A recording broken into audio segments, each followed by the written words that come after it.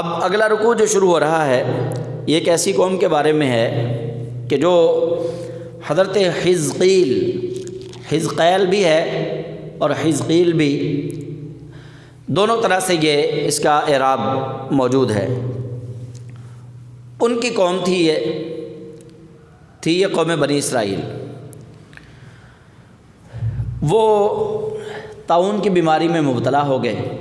جب وہ طاعون کی بیماری میں مبتلا ہوئے تو وہ اپنی بستی کو چھوڑ کر بھاگے۔ اب تو ہم مر جائیں گے یہاں پہ، جیسے یہ 3 سال پہلے کرونا کی وبا آئی، لوگ بڑے پریشان ہو گئے۔ تو اللہ کریم جل جلالہ ان لوگوں کی بات مالک لم یزل نے یہاں پہ بیان فرما دی۔ فرمایا الم ترا، اے محبوب کریم آپ نے دیکھا نہیں، الی الذین خرجوا من دیارہم، ان لوگوں کو جو اپنے گھروں سے نکلے دوڑے، وہم الوف، اور وہ تھے ہزاروں کی تعداد میں۔ نکلنے کا مقصد کیا تھا؟ حذر الموت، موت سے ڈرتے ہوئے۔ حذر لفظ جو ہے نا، ہا ذال اور را، اس کا مطلب ہے ڈرنا۔ عربی کے اندر تحذیر کہتے ہیں، ڈرانا۔ تو اللہ کریم فرماتا ہے الم ترا، اے محبوب آپ نے دیکھا نہیں، الی الذین خرجوا من دیارہم، کہ کس طرح وہ لوگ جو اپنے گھروں سے نکلے، وہم الوفن، وہ ہزاروں کی تعداد میں تھے، حذر الموت، موت کے ڈر سے، فقال لهم اللہ موتوا، جب وہ موت سے ڈر کے اپنے گھروں سے نکلے کہ ہماری بستی میں طاعون کی وبا آ جائے گی، ہم کہیں یہاں مر نہ جائیں، ہم کسی دوسری بستی میں چلتے ہیں جہاں پہ موت نہ ہو، بیماری نہ ہو، ہم کسی دوسری بستی میں جا کے بسیرا کر لیتے ہیں۔ انہیں یہ یقین نہیں تھا کہ اللہ تو جس بستی میں ہم جائیں گے ادھر بھی وہی ہے، جس بستی میں رہ رہے ہیں اللہ تو ادھر بھی وہی ہے۔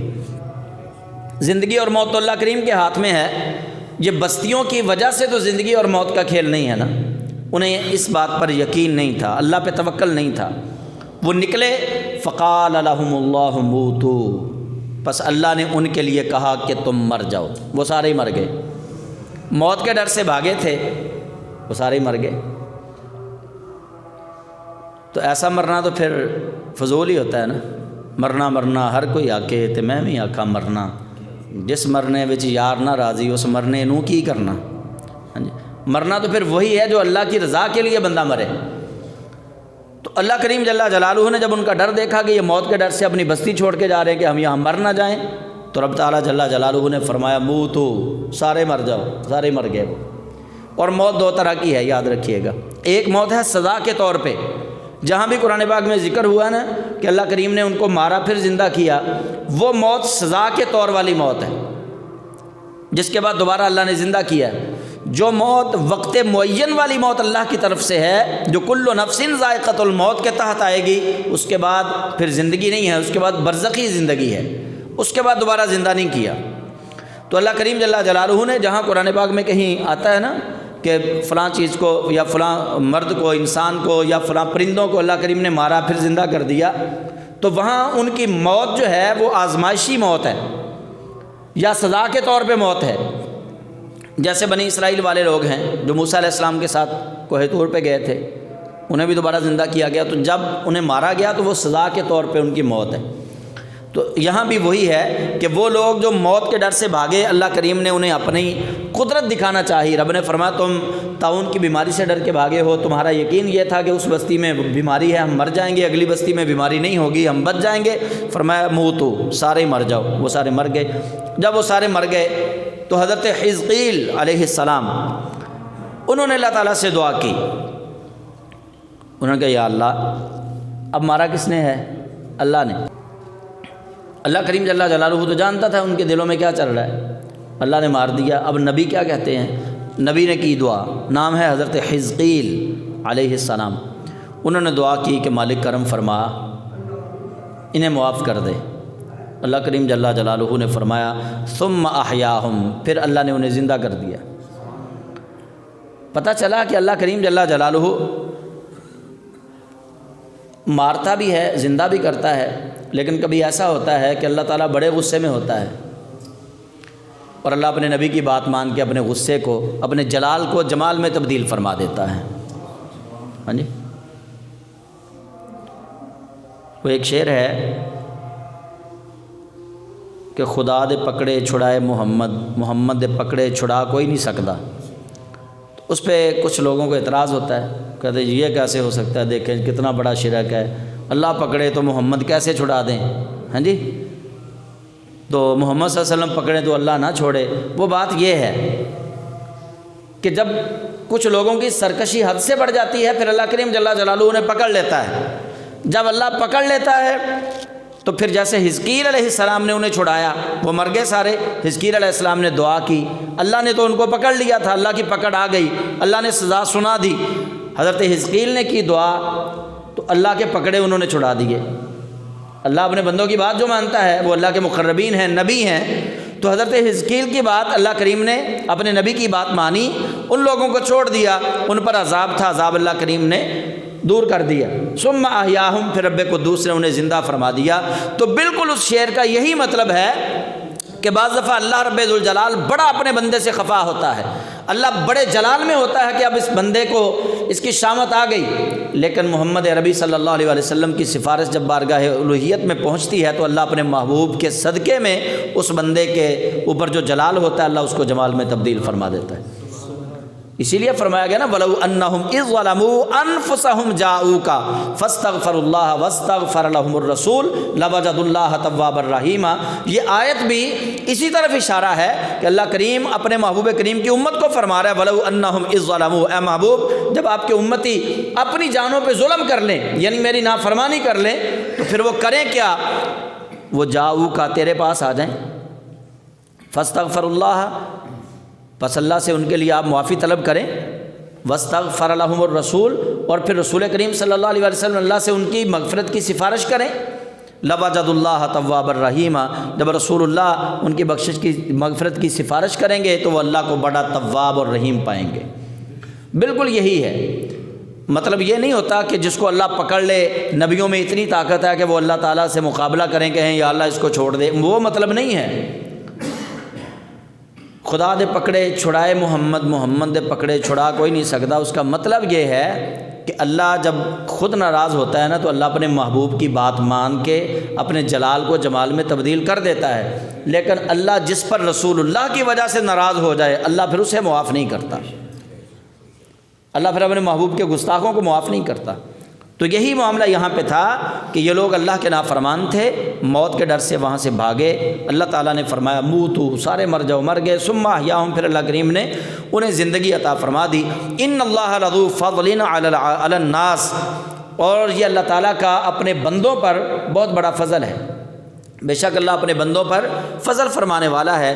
ولیکن اکثر الناس لا یشکرون، لیکن اکثر لوگ جو ہیں وہ ناشکرے ہیں، زیادہ ناشکرے ہیں۔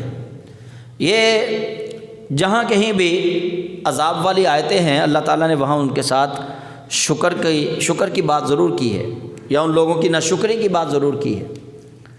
یاد رکھیے گا شکر ایک ایسا میٹھا پھل ہے کہ جو لوگ شکر ادا کرتے ہیں اللہ کریم جل جلالہ کا، اللہ تعالیٰ کبھی ان پر اپنی نعمتوں کا زوال نہیں آنے دیتا۔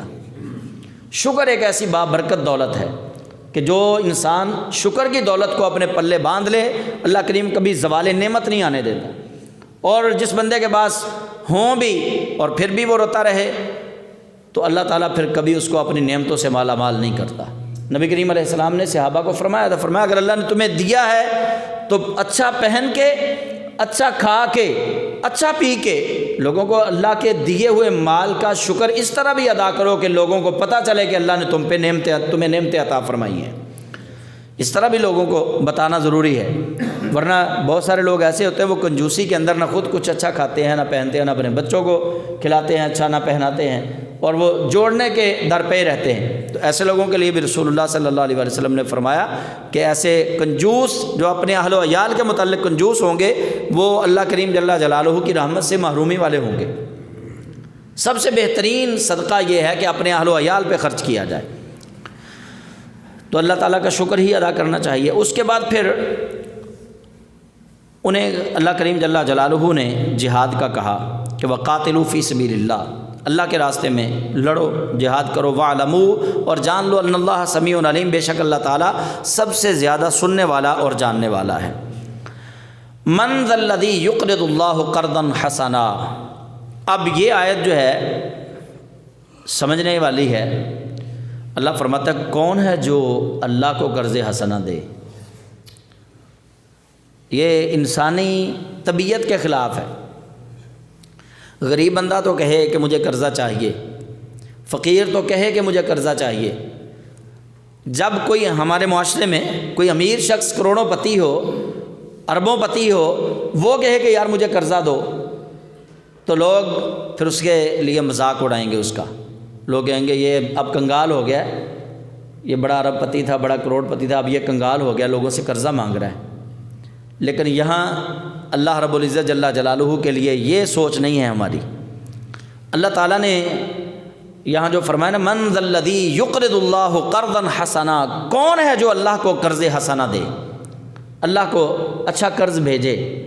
اب اللہ کو قرض دینا کیا ہے، اس کو بس سمجھ لیجئے، حدیث پاک ہے، حدیث قدسی ہے، یہ متفق علیہ روایت ہے۔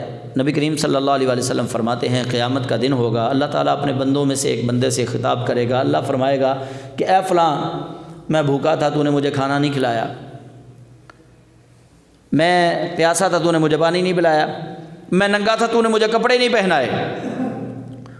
وہ بندہ حیران ہوگا، کہے گا یا اللہ تجھے تو بھوک نہیں لگتی، تو بھوک سے پاک ہے، تجھے پانی کی پیاس نہیں لگتی، یا اللہ تو پیاس سے بھی پاک ہے، مولا تجھے کپڑے نہیں چاہیے کیونکہ یا اللہ تو جسم اور جسمانیت سے پاک ہے۔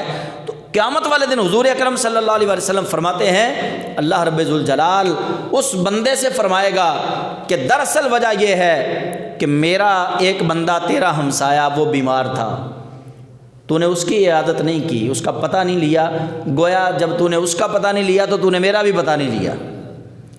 یہ حدیث پاک کا ترجمہ ہے کہ میں بیمار تھا، تو نے میرا پتہ نہیں لیا، میری عیادت نہیں کی، میں بھوکا تھا، تو نے مجھے کھانا نہیں کھلایا، میں پیاسا تھا، تو نے مجھے پانی نہیں پلایا، میں ننگا تھا، تو نے میرے بدن پہ کپڑے نہیں پہنائے۔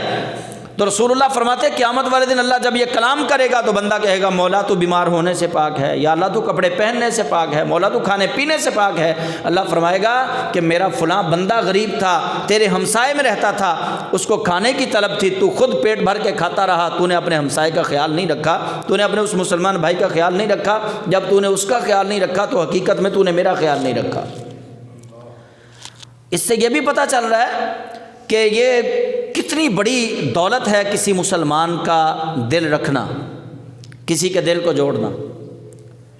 حضرت حمید الدین ناگوری اور بابا فرید الدین مسعود گنج شکر رحمۃ اللہ علیہ دونوں دوست تھے، آپس میں ایک دن بیٹھے ایک دوسرے سے وعدہ کر لیا، حضرت حمید الدین ناگوری رحمۃ اللہ علیہ نے اور حضرت بابا فرید الدین مسعود گنج شکر نے وعدہ کیا کیا کہ ہم میں سے جو پہلے مرے گا نا وہ جا کے اللہ کی بارگاہ میں وہ بتائے گا کہ اللہ نے اس کے ساتھ کیا معاملہ کیا اور اللہ کی بارگاہ میں کون سا عمل زیادہ مقبولیت والا ہے۔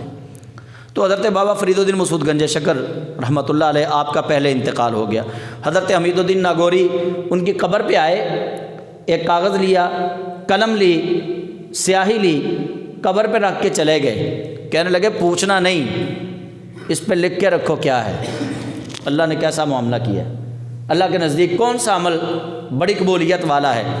حضرت حمید الدین ناگوری ایک دن آئے، رکھ کے چلے گئے، دوسرے دن تشریف لے کر آئے تو اس پہ لکھا تھا کہ اللہ کریم جل جلالہ کو میری عبادات جو ہے نا ان کا اللہ کی بارگاہ میں کوئی وزن نہیں، اللہ کی بارگاہ میں اگر وزن ہے تو ایک ہی چیز کا وزن ہے کہ کسی کا دل نہ توڑو، وہاں اس بات کا بڑا وزن ہے کہ کسی کا دل نہ توڑو۔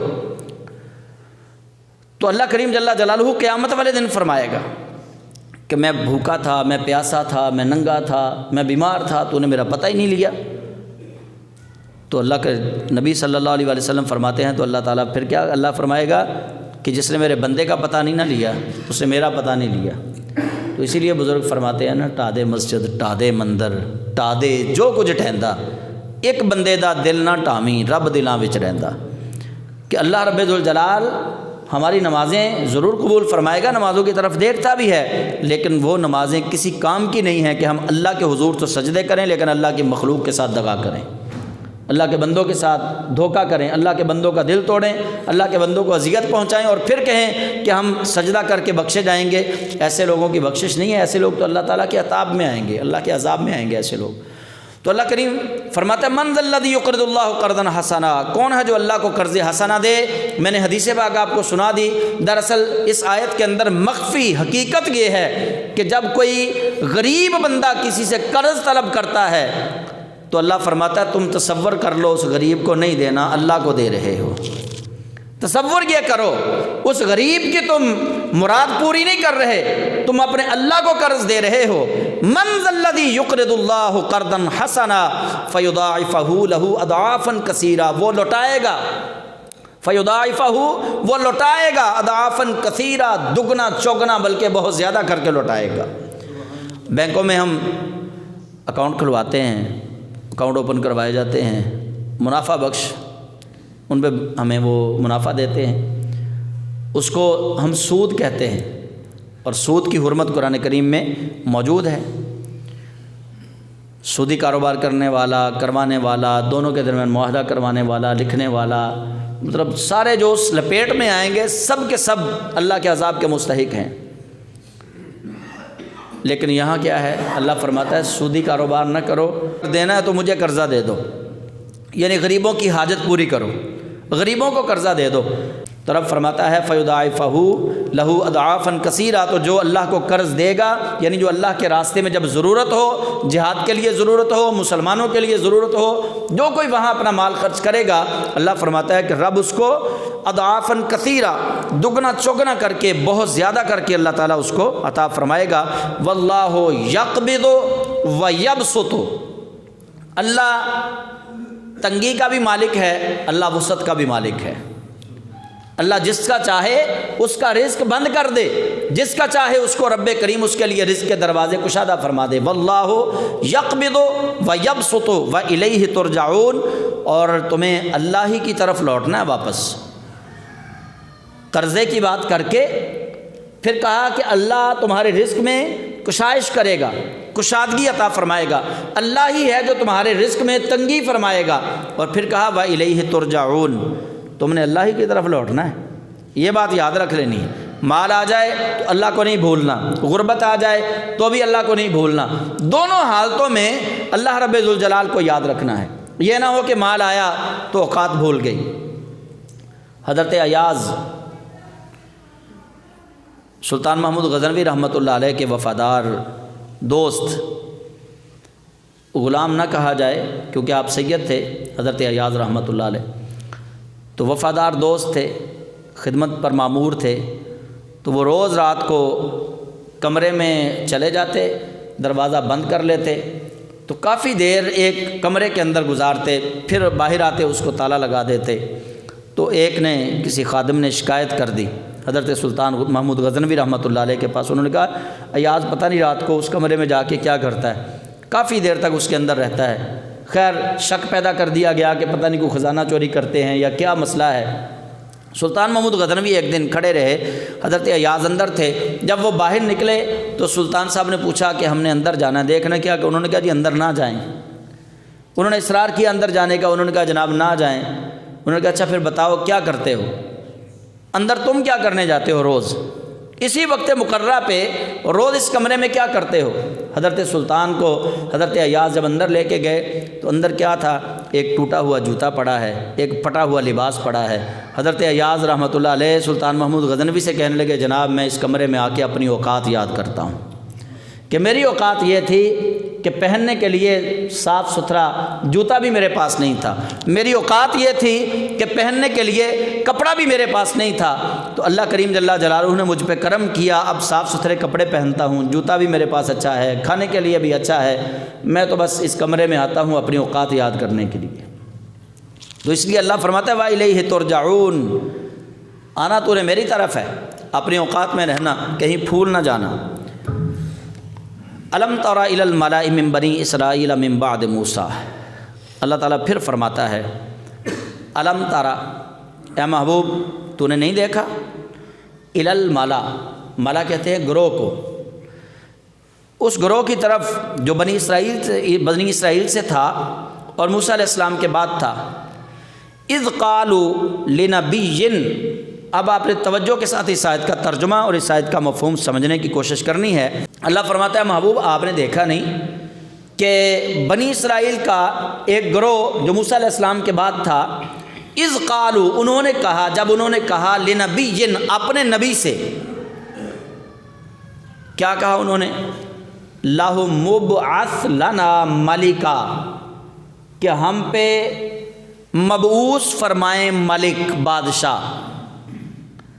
اچھا، مبعوث فرمانا یہ تو اللہ تعالیٰ کا کام ہے، میرا خیال آپ کو سمجھ آ جائے گی کہ ابراہیم علیہ السلام نے جب خانہ کعبہ تعمیر کیا تھا تو اللہ سے دعا مانگی تھی، ربنا وابعث فیہم رسولا۔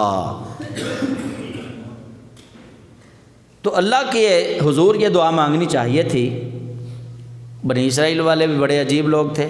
اذ قالوا لنبی اللہ مبعث لنا ملکا، انہوں نے اپنے نبی سے کہا کہ جی ہمیں بادشاہ چاہیے، ہمیں بادشاہ دیجیے۔ قرآن نے اسی اسلوب کو اسی پیرائے کے اندر یہاں بیان کیا۔ وہ بنی اسرائیل کے لوگ، جالوت کے ستائے ہوئے لوگ، وہ بادشاہ مانگ رہے ہیں، تو اللہ کریم نے پھر حضرت طالوت دیے ان کو۔ شمویل تھے اس وقت نبی۔ اچھا، یہ جو شمویل تھے یا شموئیل بھی ان کا نام پڑھا جاتا ہے، لیکن میں آج ہی ڈکشنری دیکھ رہا تھا، شمویل ہے اصل لفظ۔ انہوں نے کہا اذ قالوا لنبی اللہ مبعث لنا ملکا، بنی اسرائیل کے لوگوں نے اپنے نبی سے کہا کہ ہمیں جناب بادشاہ چاہیے، ہمیں بادشاہ دیجیے۔ لوگوں نے نبی سے کہا ہمیں بادشاہ دیجیے۔ پتہ چلا اللہ نے اپنے اذن سے نبیوں کو یہ طاقت دی ہے، نبی جس کو چاہیں بادشاہ بنا دیں۔ اللہ کے اذن سے انبیاء و مرسلین جس کو چاہیں اس کو بادشاہ بنا دیں۔ اللہ نے انہیں اختیار عطا فرما کے بھیجا ہے۔ کیسے؟ حضرت شمویل ان کے پاس تھا ایک عصا، ڈنڈا، وہ بہت لمبا تھا۔ اب اللہ کریم نے ان پہ وحی بھیجی، فرمایا جس بادشاہ کی انہوں نے بات کی ہے نا کہ بادشاہ ہم پہ مبعوث فرمائیے، بادشاہ دیجئے، آپ کے عصا کے برابر جس بندے کا قد آپ کی قوم میں سے ہو اس کو ان کا بادشاہ بنا دیجئے۔ تو اس ڈنڈے کے برابر، عصا کے برابر طالوت، حضرت طالوت کا نام ان کا طالوت نہیں تھا، ان کو طالوت یہ طویل سے نکلا ہے، طوالت سے۔ طالوت اس لیے کہتے لمبے تھے، لمبے قد والے۔ قد کتنا لمبا تھا؟ حضرت شمویل کے پاس جو عصا تھا اس کے برابر ان کا قد نکلا۔ اللہ کریم جل جلالہ نے حکم دیا کہ جو اس عصا کے برابر جس کا قد ہو اس کو بادشاہ ان پہ بنا دے آپ۔ تو حضرت طالوت کو بادشاہ بنا دیا گیا۔ اچھا، یہ بادشاہ بنے ہیں، نبی نہیں۔ حضرت طالوت بادشاہ بنے ہیں، نبی نہیں۔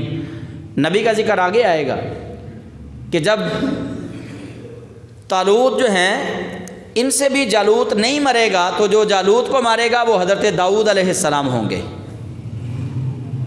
انہیں اللہ کریم جل جلالہ نے نبوت سے سرفراز فرمایا۔ انہوں نے نبی سے کہا کہ ہم پر بادشاہ مبعوث فرمائیے، بادشاہ ہمیں دیجیے، نقاتل فی سبیل اللہ، تاکہ ہم اللہ کے راستے میں لڑیں۔ حضرت طالوت انہیں دے دیے گئے۔ تو جو اللہ کے نبی تھے نا حضرت شمویل، وہ ان سے بات کرتے کہتے قال هل عصیتم ان کتب علیکم القتال، تمہارے انداز ایسے ہیں، کیا تم اس بات کے قریب ہو کہ تم جہاد کر سکو گے؟ قالوا وما لنا الا نقاتل فی سبیل اللہ، وہ کہنے لگے ہمیں کیا ہے، ہم کیوں نہیں کر سکتے جہاد، ہم لڑیں گے۔ اب اللہ کے نبی ان سے پوچھ کیوں رہے ہیں؟ اللہ کریم جل جلالہ نے ان پر وحی بھیجی ہوگی کہ یہ لڑیں گے نہیں، آپ سے وعدہ تو کر لیں گے لیکن یہ لڑیں گے نہیں۔ تو اللہ کے نبی ان سے پوچھ رہے ہیں اب قال هل عصیتم ان کتب علیکم القتال اللہ تقاتلوا قالوا وما لنا الا نقاتل فی سبیل اللہ، وہ کہتے ہیں کہ کیا تمہارے انداز ہیں لڑنے والے، تم لڑو گے؟ انہوں نے کہا کیوں نہیں جناب، وما لنا الا نقاتل فی سبیل اللہ، کیوں نہیں، ہم لڑیں گے، ہم لڑنے والے ہیں۔ لیکن جیسے ہی پھر وقد اخرجنا من دیارنا و ابنائنا، وہ کہنے لگے کہ ہم لڑنے کے لیے اس لیے تیار ہیں کہ ہمیں ہمارے گھروں سے نکالا گیا اور ہمیں ہماری اولاد سے دور کیا گیا، ہمیں وہ جو تکلیف ہے نا گھروں سے نکالے جانے والی، اولاد سے دور کیے جانے والی، اس تکلیف نے ہمیں مجبور کیا ہے کہ ہم اللہ کے راستے میں جہاد کریں گے، آپ جیسا ہمیں حکم دیں گے ہم ویسے ہی کریں گے، جس کو کہیں گے ہم اس کو ماریں گے، اللہ کے دشمن کو، آپ بس حکم کریں۔ فلما کتب علیہم القتال، پھر جب فرض کیا گیا ان پر قتال یعنی جہاد، تولوا، وہ پھر گئے، بھاگ گئے وہ، الا قلیلا منہم، مگر ان میں سے چند باقی بچے۔ وہ چند کتنے تھے؟ 313۔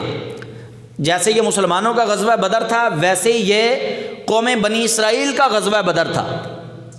جناب طالوت کے ساتھ جو لوگ بچے وہ 313 تھے۔ تولوا، سارے بکھر گئے، سارے دوڑ گئے۔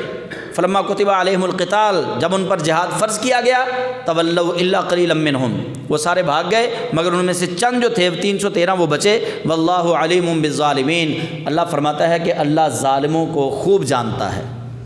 یعنی وہ ظالم بنے نا، پھر پہلے وعدہ کر لیا نبی سے، اب پھر وہ سارے بھاگ گئے۔ وقال لهم نبیہم ان اللہ قد بعث لکم طالوت ملکا، انہوں نے دعا مانگی تھی، نبی سے کہا تھا کہ ہمیں مالک دیجئے، بادشاہ دیجئے۔ وقال لهم نبیہم، تو ان سے ان کے نبی نے کہا، ان اللہ قد بعث لکم طالوت ملکا، تحقیق اللہ نے تمہارے لیے طالوت کو بادشاہ بنا کر بھیجا ہے۔ اب پھر سنیے ذرا، سمجھنے کی کوشش کی ہے، میں ساتھ ساتھ عقیدے کی بات کر رہا ہوں۔ وقال لهم نبیہم، ان کی استدعا پر ان کے نبی نے ان سے کہا، استدعا کیا تھی؟ اذ قالوا لنبی اللہ مبعث لنا ملکا، انہوں نے اپنے نبی سے کہا تھا کہ ہمیں ایک بادشاہ چاہیے، جناب بادشاہ دیجئے ہمیں۔ وقال لهم نبیہم، ان کی اس استدعا پر ان کے نبی نے ان سے کہا، ان اللہ قد بعث لکم طالوت ملکا، تم نے مجھ سے کہا تھا کہ بادشاہ چاہیے، اللہ نے تمہاری طرف طالوت کو بادشاہ بنا کر بھیجا ہے۔ اب بات سمجھنے والی یہاں پہ کون سی ہے؟ وہ لوگ جو نبی سے کہہ رہے تھے کہ ہمیں بادشاہ دیجئے، کیا وہ اللہ کے منکر تھے؟ بات سمجھ آ رہی ہے صاف صاف، وہ اللہ کے منکر نہیں تھے۔ اگر اللہ کے منکر ہوتے تو پھر وہ نبی سے نہ کہتے، اللہ کے وہ ماننے والے تھے، تبھی انہوں نے نبی سے کہا کہ ہمیں جناب بادشاہ دیجئے۔ تو اللہ کے نبی نے بھی ان کی بات سن کے کہا، ان اللہ قد بعث لکم طالوت ملکا، فرمایا تم نے جو مجھ سے کہا تھا میں نے وہ اپنے رب سے کہا ہے، میرے اللہ نے وہ میری دعا کو قبول کیا ہے، تو رب نے تمہارے لیے طالوت کو بادشاہ بنا کر بھیج دیا ہے۔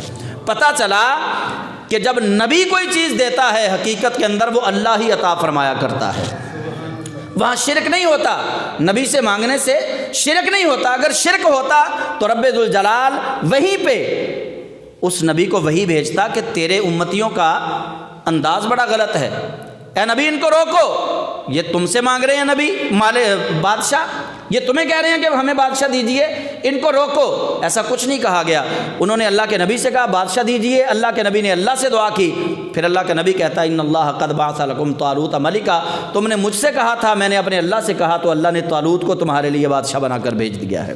پتہ چلا کہ جو نبی دیتا ہے حقیقت میں وہ اللہ وحدہ لا شریک ہی عطا فرمایا کرتا ہے۔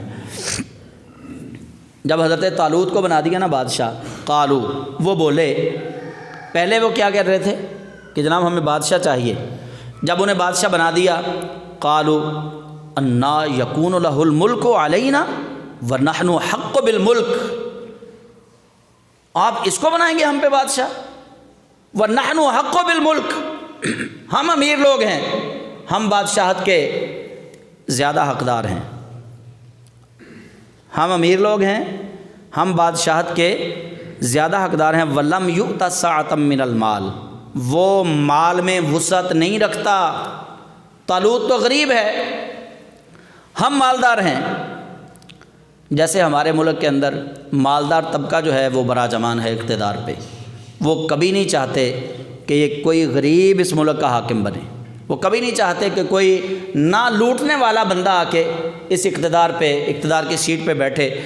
یہ آج کی جنگ نہیں ہے، دیکھیے یہ ہزاروں سال پرانی جنگ ہے، یہ اقتدار کی جنگ جو ہے، یعنی اللہ کریم جل جلالہ جس کو عزت کا تاج دینا چاہے امراء آڑے آنے کی کوشش کرتے ہیں، امیر لوگ اس کے اندر رکاوٹ ڈالنے کی کوشش کرتے ہیں کہ اس کو یہ نہیں ملنا چاہیے، لیکن ہوتا تو وہی ہے نا جو منظور خدا ہوتا ہے۔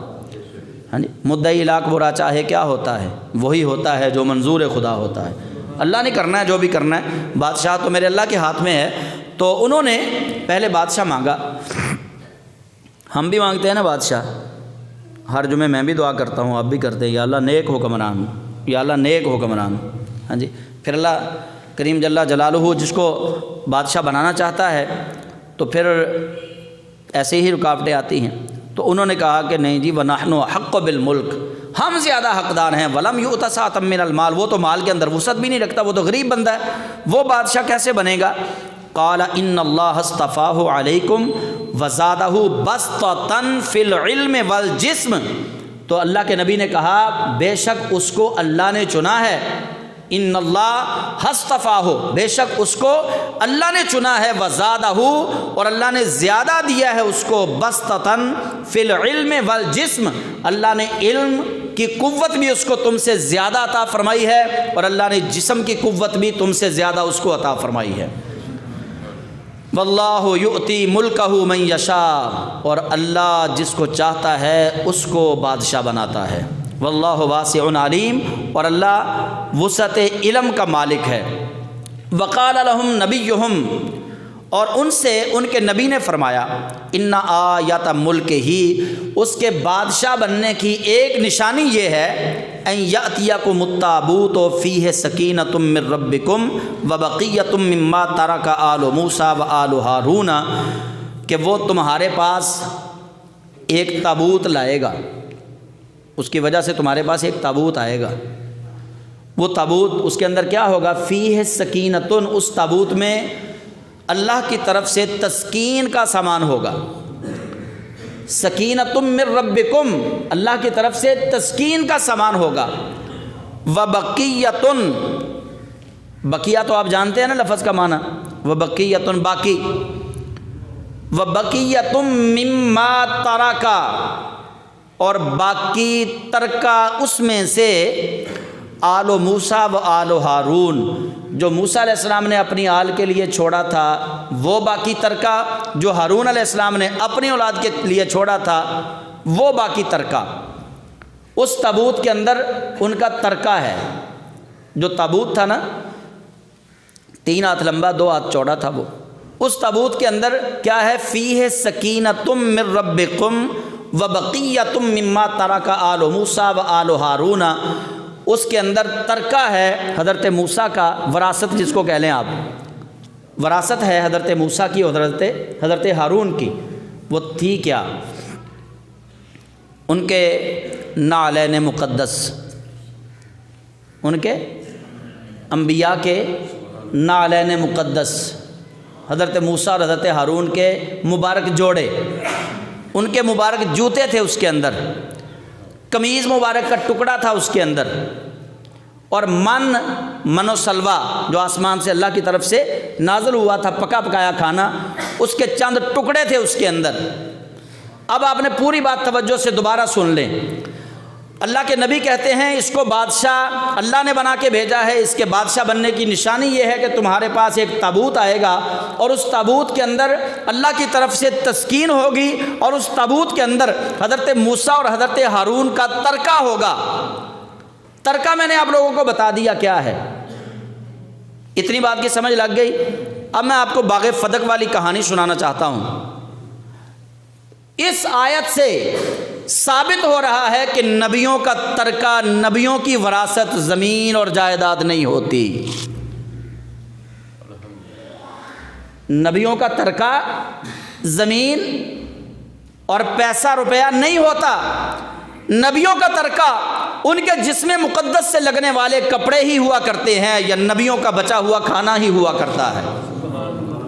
باغ فدق والی کہانی جو حضرت سیدنا صدیق اکبر کی طرف جس کا رخ کر کے رافضی حضرت صدیق اکبر کو نعوذ باللہ غاصب کہتے ہیں، اور کہتے ہیں جی وہ باغ سیدہ کونین کا تھا جو نجران کے عیسائیوں سے رسول اللہ صلی اللہ علیہ وسلم کو مباہلے کے وقت ملا، حضرت ابوبکر صدیق اس باغ کو غصب کر گئے، اس پہ قبضہ کر لیا، کیونکہ وہ تو حق بنتا تھا حضرت فاطمہ زہرا کا۔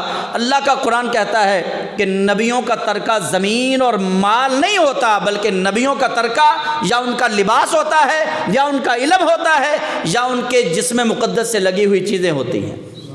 نبیوں کا ترکہ جائیداد تو ہوتی نہیں، کیوں نہیں ہوتی؟ اللہ کریم جل جلالہ اپنے نبیوں کو زمین کے چند ٹکڑوں کا مالک اس لیے نہیں بناتا کہ لوگوں کو شک ہوگی کہ یہ تو اس ٹکڑے کا مالک تھا، اللہ اپنے نبی کو پوری روئے زمین کا ہی مالک بنا کے بھیجتا ہے۔ اگر ہم کہیں گے نا باغ فتح رسول اللہ کا تھا، پھر یہ بات لازم آتی ہے کہ رسول اللہ کی توہین ہوگی، پھر ان کو ہم مالک کائنات کیسے کہیں گے؟ پھر تو وہ کائنات کے مالک نہ ہوئے، پھر تو وہ رحمت للعالمین بھی نہ ہوئے۔ اگر ہم کہیں کہ باغ فتح ان کا تھا، ارے باغ فتح ان کا نہیں، اللہ نے تو باغ جنت بھی انہی کے سپرد فرما دیا ہے۔ تو اللہ کریم جل جلالہ فرماتا وَبَقِيَّةٌ مِّمَّا تَرَكَ آلُ مُوسَىٰ وَآلُ هَارُونَ تَحْمِلُهُ الْمَلَائِكَةُ، حضرت طالوت کے بادشاہ بننے کی نشانی وہ تابوت ہوگا، اور اس تابوت کے اندر تسکین ہوگی اور نبیوں کا ترکہ ہوگا۔ وَتَحْمِلُهُ الْمَلَائِكَةُ، اس تابوت کو اللہ کے فرشتے اٹھا کر لے کے آئیں گے۔ إِنَّ فِي ذَلِكَ لَآيَةً لَكُمْ إِن كُنتُم مُؤْمِنِينَ، اس کے اندر تمہارے لیے نشانی ہے اگر تم مومن ہو تو۔ یہ اللہ کریم جل جلالہ نے سمجھا رہا ہے۔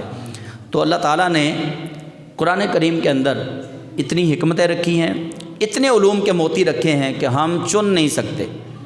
بس کوشش کیجئے کہ ہمارا تعلق قرآن سے بن جائے، کوشش کیجئے کہ ہم اچھے مسلمان بن جائیں۔ اللہ تعالیٰ ہمیں عظمت قرآن کو سمجھنے کی اور قرآن کریم کے مفاہیم کو سمجھنے کی توفیق عطا فرمائے۔ انشاءاللہ تعالیٰ اگلے جمعۃ المبارک کو اگر زندگی رہی تو یہ آخری رکوع دوسرے پارے کا ختم ہو جائے گا، پھر 2 پارے ہمارے مکمل ہو جائیں گے۔ وآخر دعوانا ان الحمد للہ رب العالمین۔